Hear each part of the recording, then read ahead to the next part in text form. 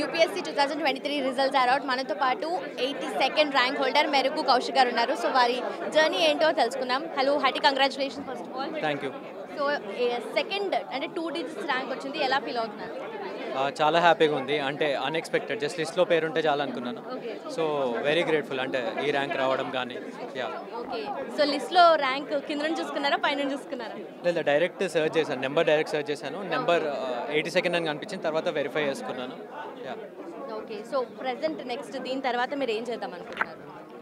A kind of service expect చేస్తున్నారు? అండి నేను ఐఏఎస్ ఎక్స్పెక్ట్ చేస్తున్నాను. నా గోల్ కూడా అదే ఉండే, ఐఏఎస్ అవ్వాలని. సో వచ్చిన సర్వీస్ని ప్రకారం బేసిక్గా నిజాయితీగా పనిచేయాలి. ప్లస్ కొన్ని ఏరియాస్ ఉన్నాయి, ఫోకస్ ఏరియాస్, అక్కడ పనిచేయాలని ఉంది. విలేజెస్లో హెల్త్ కేర్ వైజ్గా కానీ ఎడ్యుకేషన్ వైజ్గా కానీ పనిచేయాలని. సో మెయిన్ మోటివేటింగ్ ఫ్యాక్టర్స్ ఏంటి మీకు?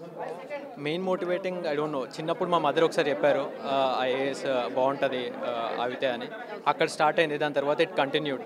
నేనే మోర్ డిస్కవర్ చేస్తూ సర్వీస్ ఏం ఆఫర్ చేస్తుంది, ప్లస్ ఏం చేయొచ్చు అని.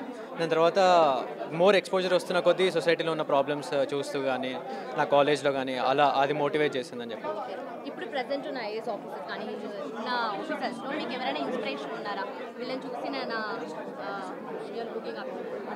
నాకు అంటే నా చిన్నప్పటి నుంచి నేను ఒక ఐపీఎస్ని చూస్తుండే, కాళిదాస్ సార్ అని చెప్పి, రిటైర్డ్.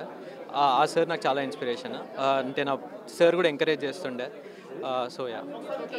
సో ర్యాంక్ వచ్చింది, ఆబ్వియస్లీ చాలా హ్యాపీనెస్తో ఉండుంటారు మీరు. బట్ నెగిటివ్ ఫ్యాక్టర్స్ మనం మాట్లాడుకుంటే ఎక్కువగా ఇన్సెక్యూరిటీస్ అని ఛాలెంజెస్ అన్ని ఫేస్ చేస్తూ ఉంటారు కదా త్రూ అవుట్. సో మీ మైండ్ సెట్ ఎలా ఉండేది? What motivated through out?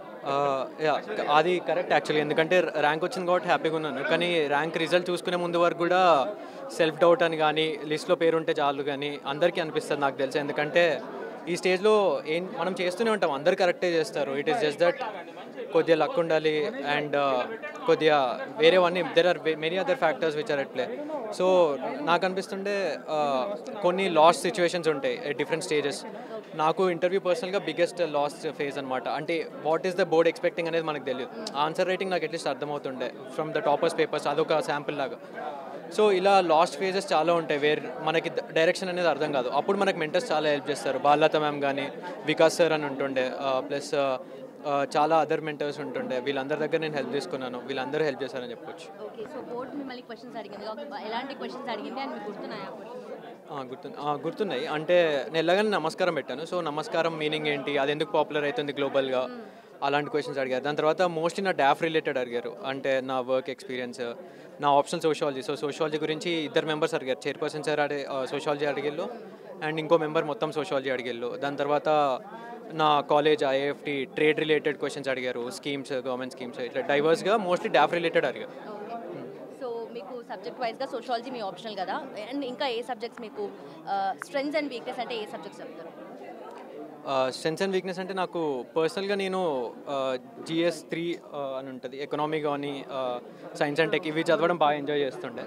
And also sociology నాకు అంటే నేను అంటే ప్రిపరేషన్ స్టార్ట్ చేసినప్పుడు బేసిక్ ఆప్షనల్స్ అన్ని చూస్తున్నప్పుడు ఐ రియలైజ్డ్ ఇది నాకు చాలా మంచిగా అర్థమవుతుంది. అంటే మన చుట్టుపక్కల ఎలా ఉందో సొసైటీ, దాని గురించే చదువుతున్నాము అని చెప్పి.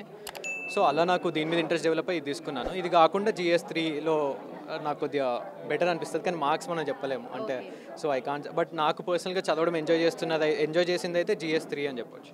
Okay. So hearty congratulations once again and all the very best. Thank you.